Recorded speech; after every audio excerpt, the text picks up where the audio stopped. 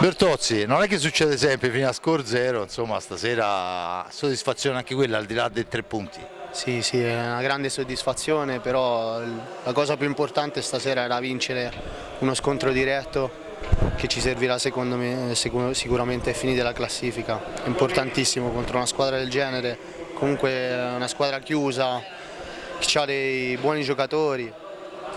È stato importante soprattutto quello più che lo score a 0. Allora, gli interventi ci sono stati, è indubbio, però quello che si è notato dalla tribuna è stata l'impossibilità del Salerno di trovare un tiro pulito, insomma, no? C'è stata una grande fase difensiva ben orchestrata.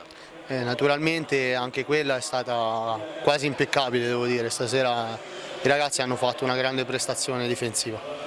Tutti bravi, tutto perfetto, ovviamente lo score 0 dà un punto in più, ma il gol di Maggi è una cosa da cineteca, sembrava di vedere proprio un capolavoro assoluto. Sì, anche Roby stasera ha dato quel qualcosa in più che comunque gli si richiede sempre, comunque, essendo un giocatore con più esperienza rispetto agli altri ragazzi che ci sono in squadra, però ha fatto davvero un gran gol e siamo tanto soddisfatti e sono contento per lui. Perciò continua il percorso, si continua ad andare avanti, adesso ne mancano 2 se non vado errato, una in casa e una fuori. Esatto. Insomma la speranza di rimanere in categoria già è tutta.